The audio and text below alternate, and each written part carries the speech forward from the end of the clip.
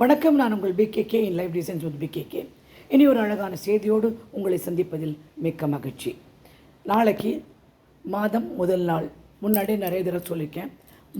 முதல் நாள் என்ன செய்ய வேணும்னா, ஃபஸ்ட்டு பர்ச்சேஸ் கல்லுப்பு, ஒரு 1/4 கிலோவோ 1/2 கிலோவோ பருப்பு, துவரம் பருப்பு, அப்புறம் அரிசி ஒரு அரை கிலோவோ 1/4 கிலோவோ வாங்கிக்கோங்க. உப்பு மாத்திரம் 1 கிலோ, கல்லுப்பு. இதுதான். பால் வாங்கிறதுக்கு முன்னாடியே இதை வாங்கிடணும். முதல் நாள் இன்றைக்கி நைட்டே அடுப்பை சுத்தம் பண்ணி க்ளீன் பண்ணி ஒரு கோலம் போட்டுட்டு 2 ஊதுவத்தி ஏற்றி அங்கே வச்சுருங்க. நைட்டு படுக்கும்போது காலையில் கிச்சனை திறக்கும்போது நல்ல ஸ்மெல் வரும். எடுத்தோடனே நீங்கள் என்ன பண்ணணும், பால் காய்ச்சறதுக்கு முன்னாடி, தண்ணியெல்லாம் காய்ச்சறதுக்கு முன்னாடி பால் தான் ஃபஸ்ட்டு காய்ச்சணும். பாலை காய்ச்சி உளோண்டு பால் எடுத்து வச்சு அதில் கொஞ்சம் சர்க்கரை போட்டு, சாமி எங்கே வச்சுக்கிங்களோ இல்லை தனியாக ஒரு இடத்துல வைங்க. அவங்கவுங்க மதத்தை பொறுத்து இதை செய்யணும். ஆனால் சர்க்கரை போட்டு கலக்கி வைங்க. மற்ற மதத்தினர் சர்க்கரை போட்டு கலக்கி வச்ச இந்த பாலை வீட்டில் இருக்க பெண்களோ இல்லை குழந்தைகளோ வயசானவங்களுக்கோ கொடுத்துருங்க. புரிஞ்சுதான்? அது ஒரு தர்மம்.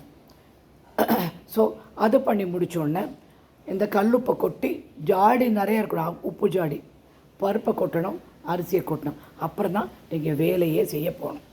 வீட்டு வேலைக்கே அப்புறம் தான் போகணும். அப்புறம் ஒரு 10 ரூபா காசு எடுத்து ஒரு சின்ன டப்பா கிச்சனுள்ளே போட்டு அதில் போட்டுருங்க. அது கூட ஒரு சின்ன பட்டை, கொஞ்சோண்டு ஒரு 2 ஏலக்காய், 2-3 லவங்கம் அப்படி போட்டு அந்த காசோடு வச்சுருங்க. அது உங்களுடைய மாத சேமிப்பு. அரிசி எடுத்து வைக்கிறீங்க இல்லையா, இன்னொரு சின்ன டப்பா தர்மத்துக்காக ஒரு பிடி அரிசி எடுத்து அதில் போடுங்க. இவ்வளோ ஒரு கை தான், ஒரே ஒரு கை, இவ்வளோ தான் போட்டு அதில் போடுங்க. போட்டு அது தனியாக ஒதுக்கி, ஆனால் தினமே இந்த ஒரு கை அரிசி போட்டுருங்க. போடும்போது மாத கடைசியில், இன்றைக்கி கடைசி நாளாக இருந்ததுன்னா அந்த அரிசி எடுத்து ஒரு பொங்கலோ லெமன் ரைஸோ ஏதோ பண்ணி ஏழைகளுக்கு கொடுங்க. கொஞ்சம் தயிர் சாதம் நாய்களுக்கு கொடுங்க. கொஞ்சம் மாவு இருக்குல்ல, அரிசி மாவோ கோதுமை மாவோ சர்க்கரை கலந்து எறும்புக்கெல்லாம் போடுங்க. அந்த சர்க்கரை கலந்த மாவு மொட்டை மாடியில் ஒரு சின்ன கிண்ணத்தில் வச்சா பறவைகள் கூட வந்து சாப்பிடும். இது மாதத்தை முடிக்கிறதுக்கு, மாதம் ஆரம்பிக்கிறதுக்கு நான் சொன்ன மற்றது அரிசி பருப்பு கல்லுப்பு வாங்கி பால் காய்ச்சி காசு எடுத்து போட்டு அது பண்ணுறது. இந்த சேமித்து வச்ச அரிசியை பண்ணுறது மாத கடைசி. ஆனால் இன்றைக்கி அதை ஏதாவது பண்ணி தர்மம் பண்ணணும். இன்றைக்கி சேமித்து வைக்கலையா நீங்கள், கொஞ்சம் கோதுமாவும் சர்க்கரையும் கலந்து எறும்புக்கு போட்டு பறவைக்கு போடுங்க. ஒரு அரை அழகு சாதம் ரெடி பண்ணி நாய்க்கு கொடுங்க. முடிஞ்சால் பசுவுக்கு கொடுங்க. பால் ஊற்றி பசுவுக்கு கொடுங்க. இதெல்லாம் இந்த தர்மம் எல்லாம் உங்களை காத்துடும். எந்த மதத்தினராக இருந்தாலும் பசுவுக்கு சாப்பாடு கொடுக்கறது, நாய்க்கு சாப்பாடு கொடுக்கறது, எறும்புக்கு சாப்பாடு கொடுக்கறது, இதெல்லாம் நல்லது. நம்மளோடு சேர்ந்த ஜீவராசிகள் நம்முடன் வாழ்வதற்காக நம்முடைய இந்த உலகத்திற்கு அவை வந்திருக்கிறது. ஸோ இதுதாங்க மாதம் முதல் நாள் நீங்கள் செய்ய வேண்டிய கடமை. வேறு ஒன்றுமே கிடையாது, கடமை, நம்மளுடைய கடமை. முடியுமான காலையில் குளிச்சிட்டிங்கன்னா வீட்டு வாசலில் 2 அகல் விளக்கு, இந்த தீபம் ஏற்றும் எண்ணெயெல்லாம் போடாதீங்க. ஒன்று நல்லெண்ணெய், இலுப்பெண்ணெய், தேங்காய் எண்ணெய் அப்படின்னு ஏதாவது ஒரு எண்ணெயை போட்டுடுங்க. ஓகேயா? வாங்கி போட்டுட்டு அந்த திரியை போட்டு விளக்கேற்றி வைங்க. முதல் நாள் முடியுமானா ஒரு 5 மணிக்கு எழுந்துருங்களேன். எழுந்து இதை செஞ்சு பாருங்கள். ஓகேயா? இப்போது ஒரு புது மேனிஃபெஸ்டேஷன், காட்சிப்படுத்துதல். வீட்டில் உங்களுக்கு பிடிச்ச ஒரு இடம் தேர்ந்தெடுங்க. எப்போவுமே நீங்கள் விரும்புகிற இடம், அந்த இடத்துல உட்காருங்க. உட்காந்துட்டு மனசில் உங்களுக்கு என்ன வேணுமோ ஏதோ ஒரு எண்ணம் சொல்லுங்கள். ஒரு எண்ணத்தை, ஒரு தேவையை நினச்சி அதை ஃபுல்லாக கரெக்டாக மேனிஃபெஸ்டேஷன் பண்ணணும்.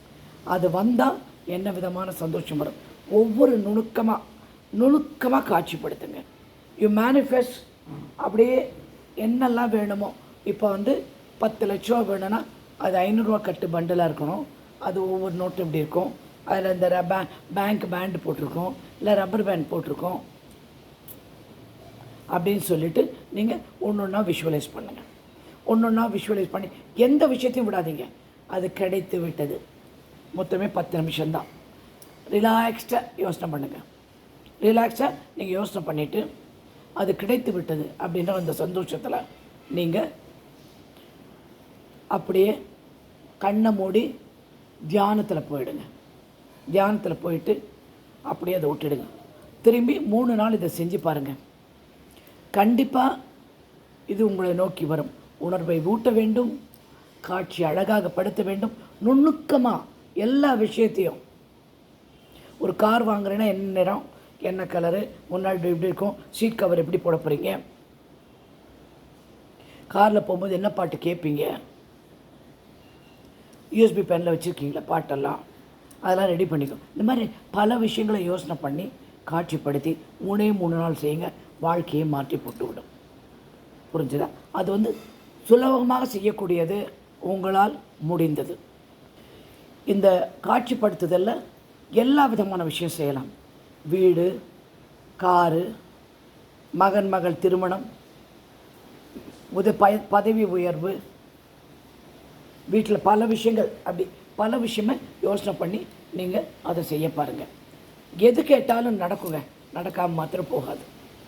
எனக்கு நடந்துன்னா உங்களுக்கு நடக்கணும்ல, அடுத்தவங்களுக்கு நடந்தால் உங்களுக்கும் நடக்கணும். அது வேண்ட விதம், செய்கின்ற விதம், அதுதான் ரொம்ப முக்கியம்.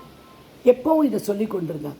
செல்வ வளம் என் வாழ்க்கையில் நீரூற்று போல சுலபமாக வந்து கொண்டே இருக்கிறது. ஓகேங்களா? நான் இதை மாத்திரம் மனதில் தொடர்ந்து சிந்தித்து கொண்டிருக்கிறேன் அப்படின்னு சொல்லிட்டு அந்த செல்வளத்தை நீங்கள் நினச்சி பார்த்துக்கிட்டே இருக்கணும். நீங்கள் ஒரு அடி போனால் அது 4 அடி உங்கள் கிட்ட வரும்.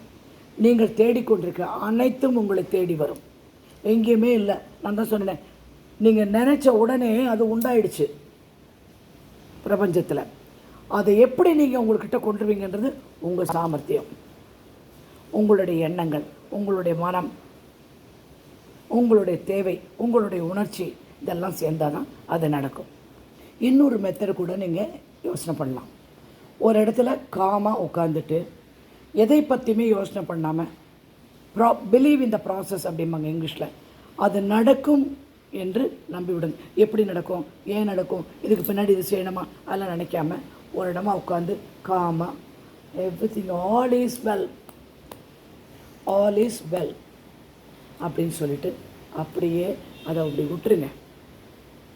மனதளவில் அன்பு, கருணை, நன்றி உணர்வு, இந்த 3 மாத்திரம் மனசில் கொண்டு வாங்க. கொண்டு வந்து அதை அப்படியே கொஞ்சம் நேரம் டைம் கொடுங்க. Let it go, let it be there for some time. அப்படியே இருக்கட்டும், மனசில் சந்தோஷமாகவே இருக்கட்டும். மனசில் கருணையோடு இருங்க, அன்போடு இருங்க, நன்றியோடு. உங்களுக்கு கருணை அன்போடு உட்கார்ந்தத்தில் எப்படி இருக்குதுன்னா இதை சொல்லுங்கள். இதற்கு நன்றி, எது எடுத்தாலும் சாப்பாட்டிற்கு நன்றி, தூக்கத்திற்கு நன்றி, குழந்தைகளுக்கு நன்றி, வாழ்க்கைக்கு நன்றி, நேற்று கிடைத்த நல்ல உணவுக்கு நன்றி, இன்று கிடைத்த அழகான துணைக்கு நன்றி, மூச்சு விட்டு கொண்டிருக்கிறேன் இதற்கு நன்றி, வேண்டுமனை எல்லாம் நடந்து கொண்டே இருக்கிறது அதற்கு நன்றி அப்படின்னு நன்றி சொல்லிகிட்டே வாங்களேன். அப்படி வேணும்னு சொல்லிவிட்டு என்ன வேணும்னு நினைக்கிறீங்களோ அதுக்கு ஒரு நன்றி போட்டுருங்க. இன்பிட்வீன் சொருகிடுங்க உள்ள. எனக்கு கார் வாங்கி விட்டேன் அதற்கு நன்றி, வாங்கலை, அது வாங்க போகிறீங்க அதுக்கு. ஸோ இப்படி சொல்லிவிட்டே காமாக இருந்தீங்கன்னா நிச்சயமாக உங்களுக்கு வேணுங்கிற நோண்டாதீங்க. எப்படி நடக்கும், இது செய்ய முடியுமா, இப்படி நடக்குமா அப்படின்னு சொல்லிட்டு. ஓகே, கண்டிப்பாக நடக்கும். உங்களுக்கு எல்லாமே நடக்கும். இந்த 24,000 பேர் கிட்டத்தட்ட இருக்கீங்க சப்ஸ்கிரைபர்ஸ். அதில் ஒரு 3,000 பேர் ரெஸ்பாண்ட் பண்ணிகிட்டே இருக்கீங்க. எனக்கு ஒரு 100 பேர், 50-100 பேர் தினம் ஃபோன் பண்ணுறீங்க. அதில் இந்த 3,000 பேர் பார்க்குறீங்க இல்லையா, ரெகுலராக காண்டாக்டில் இருக்கீங்களா, அதில் ஒரு 500 பேருக்காவது நல்ல விஷயம் நடந்திருக்கணும், கண்டிப்பாக நடந்திருக்கணும். உத்தி கவனிங்க, நல்லா உத்து பார்த்தா உங்களுக்கு தெரியும். ஓகே, எனவே ட்ரஸ்ட் த ப்ராசஸ். நடப்பதை ஆண்டவன் நடத்தி கொடுப்பான். எவ்வளோ பெரிய ரிசோர்ஸ் வச்சுருக்கீங்க, எவ்வளோ பெரிய அசாத்தியமான, எல்லாமே முடிந்த, அளவிட முடியாத கருணை கடலான கடவுள் உங்களிடம் இருக்கிறார். You are part of the universe, you are part of the God. Your divinity, அதாவது தெய்வீகத்தன்மை உங்களுள் இருக்கிறது. புரிந்ததா? அப்படி இருக்கும் பட்சத்தில் நீங்கள் கவலைப்படக்கூடாது. எனக்கு ஒரு வருத்தம். நேற்று வந்து ஒருத்தர் நான் பிரபஞ்சத்தை வேண்டினேன், பிரபஞ்சம் தரவில்லை. ஏன்பா எப்படி வேண்டானே எனக்கு தெரியணும். இன்னொரு விஷயம் சொல்கிறேன்னா, ஒரு அதிசயம் 11-11 அப்படின்றது, இல்லாட்டி 1-1 அப்படின்றது, 1-1-1 அப்படின்றது எனக்கு நான் வேணுன்ட்டே போய் பார்க்கறதில்ல, ஆட்டோமேட்டிக்காக சரி நான் இதை எதுலேயுமே பார்க்கல அப்படின்னா திடீர்னு யாரோ ஒரு மெசேஜ் அனுப்புவாங்க, அவங்க 11-11க்கு அனுப்பியிருப்பாங்க. இந்த மாதிரி அதிசயம்லாம் எப்படி உண்டாகுது? நானே போய் வரவழைக்கிறேன்னா 11-11 எப்போ வருதுன்னு காத்திருக்கேன்னா இல்லவே இல்லை. அது வருது, ஆட்டோமேட்டிக்காக வருது எனக்கு. அது ஒரு செயல், அது ஒரு அதிசயம், அது ஒரு மேஜிக். இங்கே மகாபலிபுரத்தில் ஒரு குழந்தை இருக்கான். அவன் வந்து ஒரு 2 மாதம் முன்னாடி எனக்கு பேசினா, மெசேஜ் அனுப்பினா, பதில் சொல்லிட்டு இருந்தேன், ப்ரேயர் பண்ண சொல்லிட்டு இருந்தேன். வேலை கிடைக்கல, வீட்டு சூழ்நிலை சரியில்லை. அவனுக்கு வேலை கிடச்சிருச்சு. எப்படி? அப்போ அவனுக்கு வேலை கிடைக்குமா? அவன் ஏன் உங்களுக்கு கிடைக்கும்? அவன் நம்பினான். Trust unique. என்னை விட்டுடுங்க, நான் ஒன்லி கருவி. நான் வந்து அதை சொல்கிறத உங்கள்கிட்ட வந்து சொல்லிட்டு இருப்பேன். நான் பார்க்குறத அனுபவித்து உங்கள்கிட்ட சொல்கிறேன். நான் அல்ல, பிரபஞ்சத்தை நம்புங்கள், இறைவனை நம்புங்கள். அதை விட பெரிய பலம் என்ன? இன்னொரு விஷயம், ஷீலான்னு ஒரு பெண்ணு, அவங்களோட அம்மா எங்கிட்ட பேசுகிறாங்க. என்ன பேசுகிறாங்கன்னா, அம்மா நீங்கள் சொன்ன அஃபர்மேஷன் மேனிஃபெஸ்டேஷனில் சிங்கப்பூரில் இருக்கிற சொந்தக்காரனான ஒரு பையனுக்கு நான் சொன்னேன். அவன் 3 தடவை பரீட்சை எழுதி பாஸ் ஆகிட்டான். ஆனால் இது பண்ணப்புறம் அவன் பரீட்சையில் ஃபெயில் ஆகிட்டான். இது பண்ணப்புறம் அவன் பரீட்சையில் பாஸ் ஆகிட்டான். எப்படி நடக்குது? சிங்கப்பூரில் இருக்கிற அவருக்கும், மகாபலிபுரத்தில் இருக்கிற இவருக்கும், கோயம்புத்தூரில் ஒரு பொண்ணு ரொம்ப கஷ்டப்பட்டேன், கடன் ஜாஸ்தின்னு என்கிட்ட சொல்லிச்சு. அதுவும் அப்படியே சொல்ல சொன்னேன். அது வந்து ஃபோன் பண்ணி சொல்லி, எனக்கு கல்யாணம் ஆகி சந்தோஷமாக இருக்கேன், என் கணவர் என் கடனை அடைப்பார். ஏதாவது ஒரு ரூபத்தில், ஏதாவது ஒரு விதத்தில் இந்த பிரபஞ்சம் உங்களுக்கு பதில் சொல்லும். நீங்கள் வந்து சோம்பேறித்தனமாக இருந்த இடத்துல உட்காந்து பிரபஞ்சம் பதில் சொல்லு, ஐ வாண்ட் இல்லை. You already have. உன்னிடம் ஏற்கனவே இருக்கிறது, அதை பற்றி சந்தோஷப்படுகிறாய். அதற்கு வார்த்தைகளுக்கு உணர்ச்சி ஊட்டு, எண்ணங்களுக்கு உயிர் கொடு. உயிர் எப்படி கொடுப்பேன்? உணர்ச்சி கொடுக்கும்போது தான் உயிர் கொடுப்பேன். எண்ணங்களுக்கு உயிர் கொடுத்து, வார்த்தைகளுக்கு உணர்ச்சி ஊட்டி, அதை எழுதும்போது கவனமாக எழுதி, ஒவ்வொரு எழுத்திலும் உங்கள் கவனம் இருக்க வேண்டும். கவனமாக எழுதி அதை நீங்கள் செய்து வந்தால் கண்டிப்பாக பிரபஞ்சம் உங்களுக்கு பதில் சொல்லும். எவ்வளோ பெரிய விஷயம் நான் பண்ணேங்க. 1 வருஷமாக ஸ்ட்ரகிள் பண்ணிகிட்டு இருந்தேன். இந்த ஏப்ரல்லேருந்து தான் நான் பிரபஞ்சத்துக்கு ரொம்ப தீவிரமாக ப்ரேயர் பண்ண ஆரம்பித்தேன். ஏப்ரல் ஆரம்பித்தேன், முடிச்சிட்டேன் நவம்பரில்.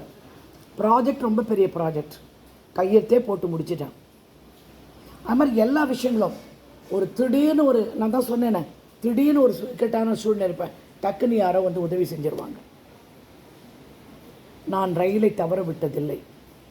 விஷயங்களை கடுவை அந்த இது வைப்போம்ல, ஒவ்வொன்றுத்துக்கும் ஒரு டைமிங் வைப்போம்ல, அந்த டைமிங் எல்லாம் எனக்கு கெட்டு போனது கிடையாது. நிச்சயமாக நடந்தது, நடக்காமல் போனது கிடையாது. தவறு உங்களிடம், நம்மக்கிட்ட தவற வச்சுக்கிட்டு பிரபஞ்சம் வேலை செய்யலைன்னா எப்படி? அது உட்கார்ந்துருக்கு தேமேன்னு, உனக்கு என்ன வேணும் சொல்லுப்பா தரேன் அப்படின்னு. நீ நல்லவனா கெட்டவனா தெரியாது. எனக்கு கிடைக்கலன்னா ஓகே, உனக்கு கிடைக்காது. எனக்கு கிடைத்தது ஓகே, உனக்கு கிடைக்கும். அது நம்மோட பிரதிபலிப்பு, நம் எண்ணங்களின் பிரதிபலிப்பு தான் பிரபஞ்சத்தில் எதிரொலிக்கிறது. எனவே சரியான முறையில், சரியான விகிதத்தில், சரியான வார்த்தைகளை கொண்டு உணர்ச்சியை ஊட்டி நீங்கள் உங்களுக்கு தேவையானவற்றை பெற்றுக்கொள்ள வேண்டும்.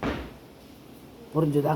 இந்த ஆண்டவன் இருக்காரு, வானாகி வழியாகி ஊனாகி உயிராகி உண்மையுமாய் இன்மையுமாய்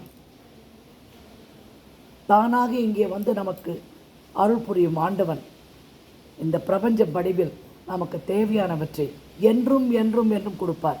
தைரியமாக இது செய்யுங்க. அட்லீஸ்ட்டு ஒரு 3 மாதம் முன்னாடி இருந்தபடி இன்றைக்கி நல்லா இருப்பீங்க, இதுக்கு அடுத்து நல்லா இருப்பீங்க, அடுத்தது நல்லா இருப்பீங்க. அப்படி வாழ்க்கை முன்னேறி கொண்டே போய் கொண்டிருக்கும், எங்கேயுமே நிற்காது. நிச்சயமாக யோசனை பண்ணி பாருங்கள். கண்டிப்பாக நீங்கள் 3 மாதம் முன்னாடி இருந்தது இப்போ அஃபர்மேஷன் பண்ணி மாற்றங்கள் தெரியும், நல்லது நடக்கும். எத்தனை பேர் வீடு கட்டியிருக்கீங்க, சொல்லியிருக்கீங்க, வீடு வாங்கியிருக்கீங்க. வாழ்க்கையில் எல்லாம் நல்லது நடக்கும். இந்த புது மாதம் உங்களுக்கு நல்ல விஷயம் பலது நடக்கும் என்று வேண்டிக் கொண்டு ஆரம்பியுங்கள் நாளைக்கு நல்லபடியாக. புரிஞ்சுதா? இனி ஒரு அழகான செய்தியோடு உங்களை சந்திக்கிறேன். வணக்கம்.